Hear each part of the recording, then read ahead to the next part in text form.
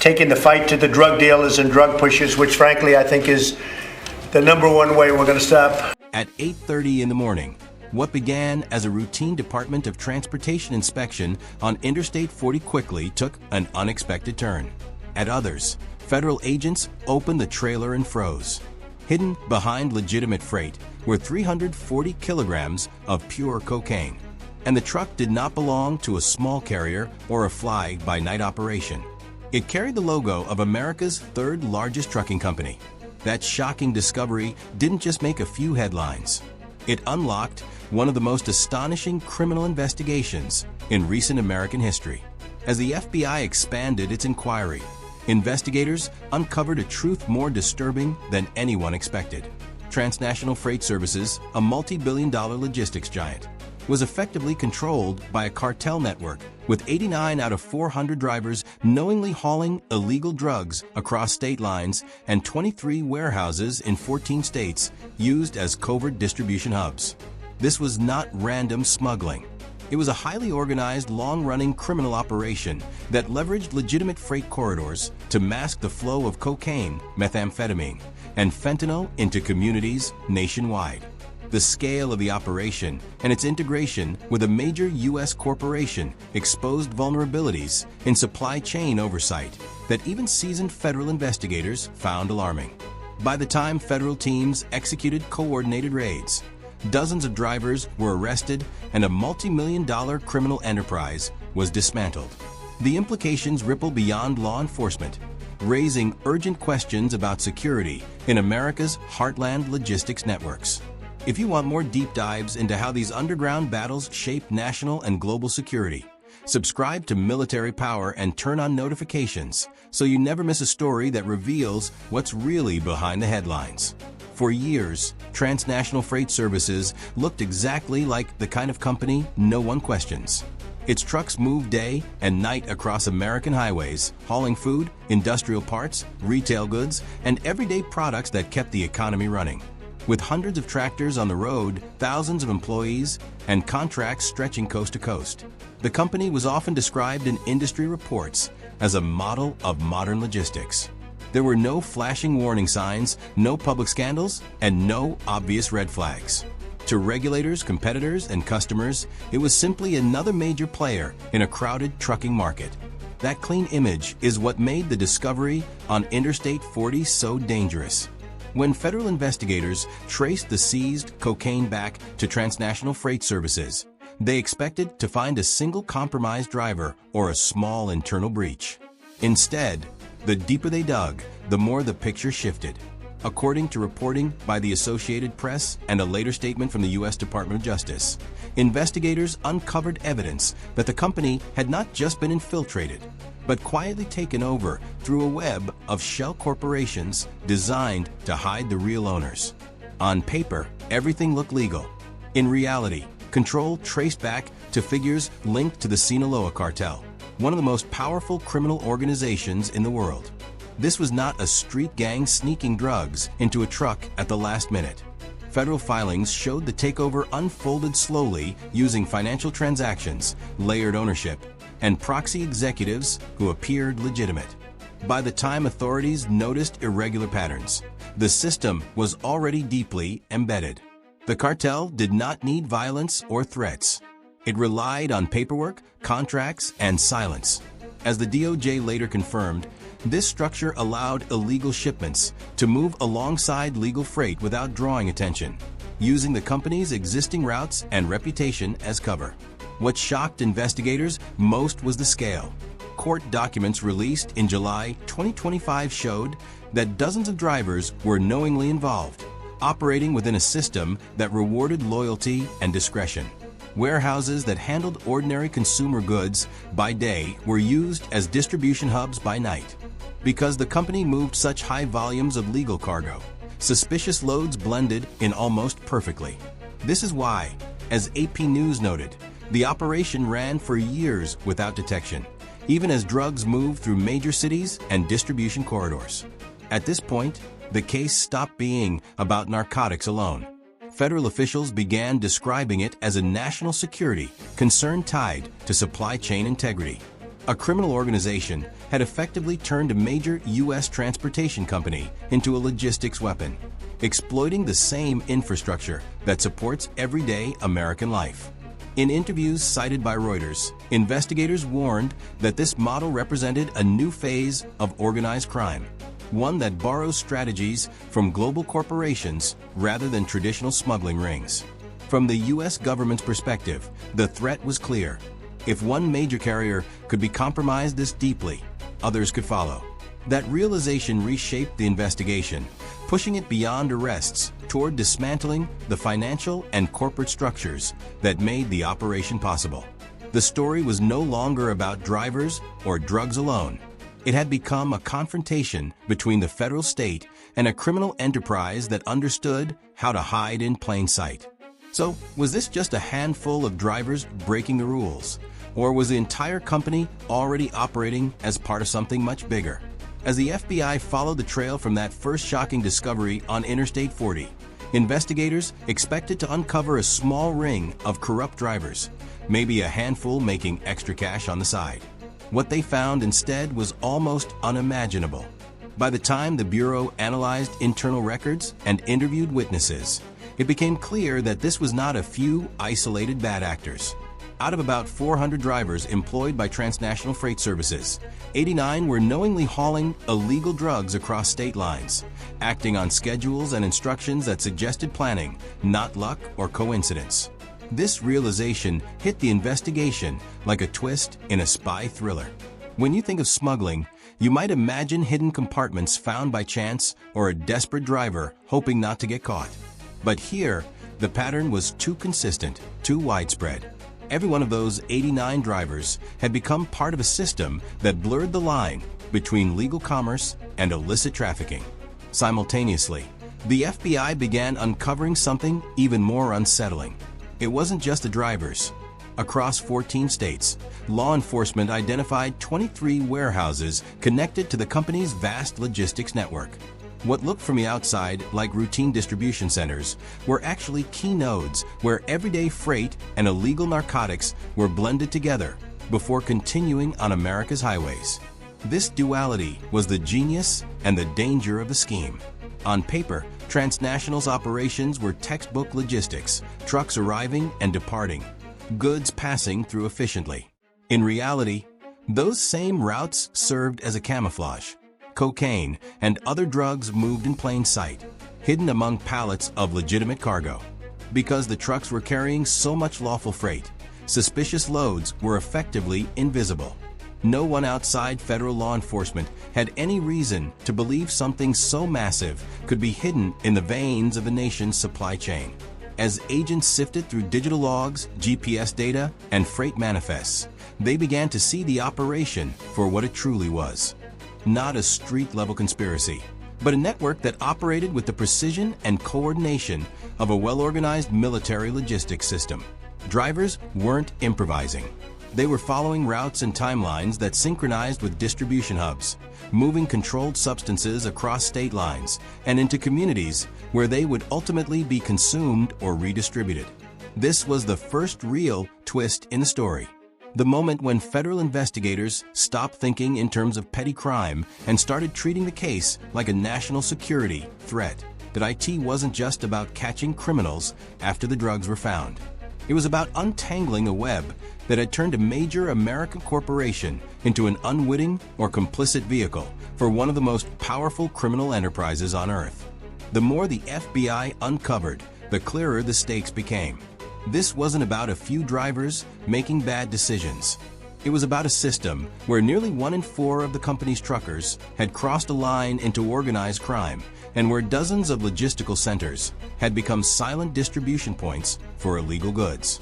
That level of infiltration challenged assumptions about how smuggling works in the modern era. To most people, a trucking company's job is simple: move goods from one place to another. But what the FBI was up against was something much more sophisticated. A hidden logistical battlefield where routine freight corridors were turned into arteries for an illicit empire. And that realization changed the investigation forever, pushing federal agents to think bigger and dig deeper than they ever had before. If this was a coordinated network, rather than random smuggling. Then how exactly did the drugs move across the United States without anyone noticing? From the outside, the drugs never arrived with noise or chaos. There were no speedboats, no desert chases, no gunfire at the border.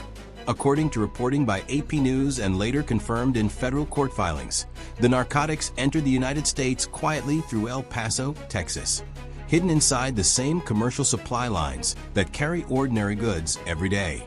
To customs systems and freight databases, these shipments looked routine. They were logged, cleared, and waved forward like thousands of others. Once inside the country, the drugs slipped into company-controlled warehouses where cocaine, methamphetamine, and fentanyl were treated no differently than boxed appliances or packaged food. Investigators later told Reuters that this was the key advantage of the operation. Nothing stood out. Pallets were scanned, trucks were weighed, and paperwork was clean. The drugs did not move separately from legal freight. They moved with it. The trailers themselves were part of the deception. Federal affidavit released by the Department of Justice described specially modified compartments built deep inside standard commercial trailers designed to defeat routine inspections. These were not crude hiding spots. The compartments were reinforced, sealed, and placed in areas unlikely to be checked unless inspectors already knew what to look for. In several cases cited by prosecutors, drug loads passed multiple checkpoints without raising suspicion, simply because the trailers met all standard safety and weight requirements. From El Paso, the routes fanned out across the country. Trucks rolled east and north toward major logistics hubs like Atlanta, Chicago, and Philadelphia. Cities chosen not at random, but for their access to highways, rail yards, and dense population centers. Court records show that once drugs reached these hubs, they were broken down into smaller shipments and pushed into surrounding cities, often within hours. What looked like a single long-haul delivery was actually the backbone of a nationwide distribution system. At this stage of the investigation, the FBI stopped thinking in terms of seizures and started thinking in patterns. According to a DOJ press release from July 2025, analysts mapped routes, departure times, delivery intervals, and load weights. When trucks followed the same paths at the same times with unusual consistency, those movements stood out. When certain warehouses appeared repeatedly at key junctions, they became points of focus. Slowly, a hidden map began to emerge beneath the visible one. This is where the case crossed into something much larger than drug trafficking. The FBI was not chasing smugglers reacting to opportunity. It was tracking a system that planned weeks and months ahead. Freight schedules were synchronized. Drivers rotated in and out to reduce suspicion. Volumes were calculated to stay below thresholds that might trigger deeper inspections. As one federal investigator later explained in reporting by the Associated Press, the operation showed a level of coordination more common to military logistics than criminal smuggling. That comparison was not exaggeration. Like a supply chain feeding a distant front line, the network depended on reliability, redundancy, and silence. If one route was delayed, another compensated. If one driver disappeared, another took over. No single shipment mattered as much as the system itself. This is why the drugs seemed invisible. They were not hidden in the shadows. They were hidden in the flow. By mid-investigation, federal authorities understood that stopping individual loads would not be enough. The real target was the architecture behind them. Every data point, every GPS ping, every delivery timestamp was treated as intelligence. And the goal was no longer to intercept drugs after they arrived, but to expose how a criminal organization had learned to move like a corporation inside the American economy. And once that realization set in, the FBI knew the next phase would require precision, patience, and perfect timing. Because dismantling a system this organized would demand the strike just as coordinated as the network itself. Once the FBI understood how the network moved, one problem remained. How do you shut it down without alerting the people running it? For the FBI, the most dangerous move at this stage was speed. After uncovering how deeply the network had embedded itself into the trucking industry, agents made a deliberate choice to slow down. according to reporting by the Associated Press and confirmed in Department of Justice filings. Investigators allowed the operation to continue running for years while they watched from the shadows. Every shipment that moved, every route that repeated, and every payment that cleared added another piece to a much larger puzzle. This was not an investigation built on dramatic raids or sudden arrests. It was built on patience. Federal prosecutors later explained that moving too early could have collapsed the entire network before its true scale was exposed. Instead, the FBI quietly issued subpoenas for company records, shipping logs, and corporate ownership documents, comparing what was written on paper with what was happening on the road. At the same time, analysts pulled GPS data from trucks that appeared ordinary to everyone else, tracking patterns that only became visible when months of movement were layered together. As the data grew, the Bureau introduced human intelligence. Undercover operatives blended into the edges of the logistics system, posing as contractors, drivers, or service providers. Their role was not to provoke action, but to observe routines and confirm what the numbers suggested. Reuters later reported that wiretaps were authorized only after investigators could demonstrate clear links between drivers, warehouse managers, and off-the-books financial flows. Even then, monitoring was tightly controlled because one leak could alert the cartel and erase years of work overnight. Slowly, a living map began to form. Investigators could see which drivers were assigned to specific routes, which warehouses consistently handled high-risk loads, and where money moved after each successful delivery. Court documents unsealed in mid-2025 showed that payments followed predictable paths, often routed through shell companies, before being funneled back into logistics operations. This confirmed what agents suspected from the beginning. The network was designed to sustain itself, not just move drugs. The tension inside the investigation was constant. Every arrest made elsewhere in the country risked spooking drivers connected to the case. Every unexpected inspection threatened to expose the surveillance. Federal officials later described the operation as a mental chess match where both sides were trying to anticipate the next move without revealing their own position.